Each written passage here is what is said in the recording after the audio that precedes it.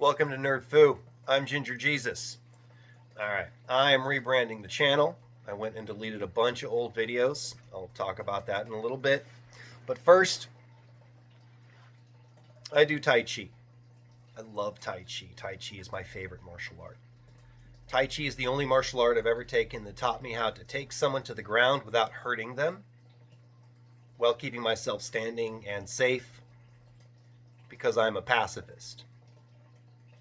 But I also don't like getting punched in the face.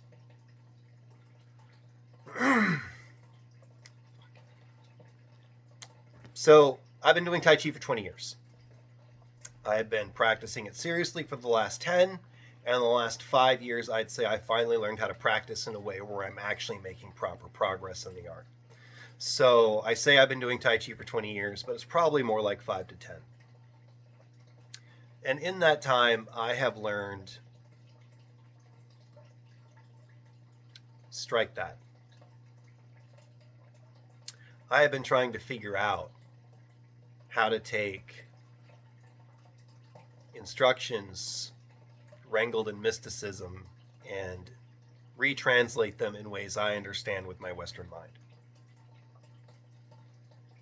And that's part of the journey that we're going to be doing on this channel, taking concepts that are explained through a culture where mysticism was part of the vocabulary and trying to figure out how to reword things and how to retranslate them so that we can talk about this art intelligently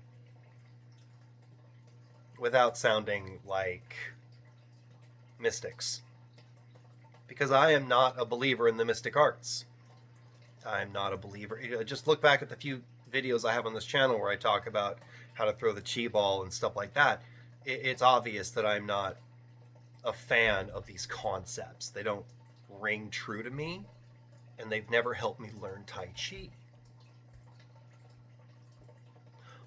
But by learning how to code switch, by learning how to take the words and concepts and translate them into something I understand, my art has grown exponentially over the last 5 years.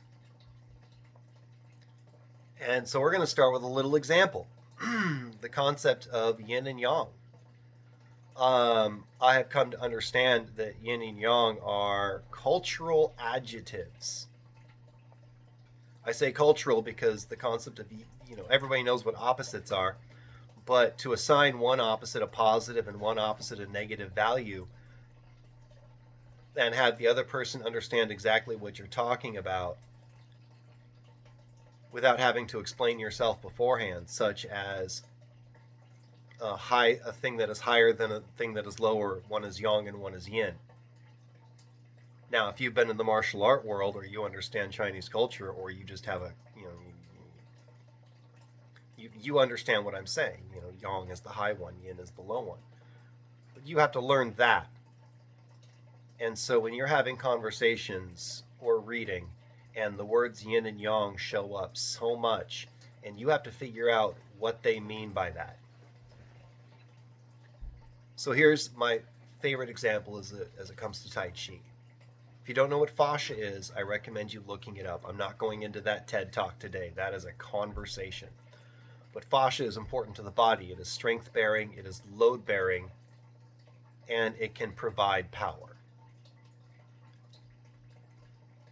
Unlike muscles, which can provide what I call long power, i.e. a punch taking a while, the muscles are driving that power, and a lot of energy and kinetic energy is being derived from that. Fascia provides what I call short power, because it's like a bunch, it's like a coiled spring as opposed to a stretchy elastic band.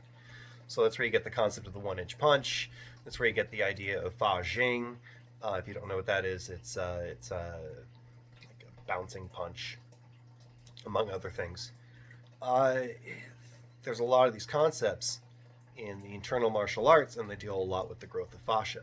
So they talk about building, that would be a yin concept as opposed to the yang concept of muscles. So for Tai Chi to be good, our yin and our yang internally have to be even, which means we have to build our tendon and our fascial system. Because the fascial system, the tendons are part of the fascial system.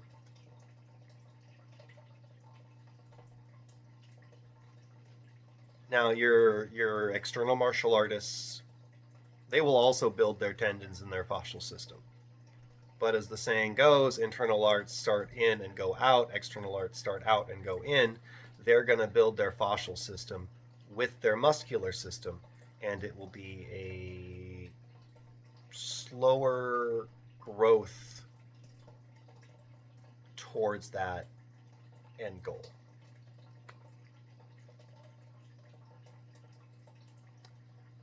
Yeah, so we're going to talk about stuff like that. Stay tuned, because the next video coming out, it'll come out probably Monday. I got to shoot it. That one will take some actual editing, some voiceover work. There will be like visual aids to understand what I'm talking about, because I'm going to be talking about concepts in that video as opposed to just basic ideas. That video will be on Tai Chi walking.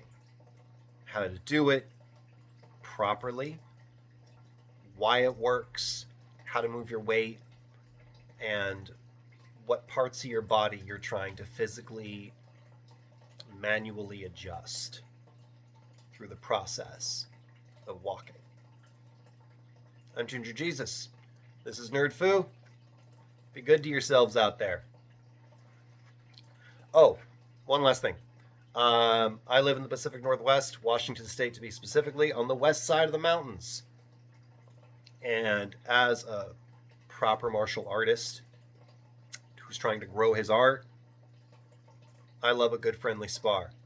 So if you're in my area and you're willing to, politely kick my ass while I attempt to figure out how to turn this concept into a proper art, I'd be welcome to the invitation, and I would look forward to that. All right. Be good.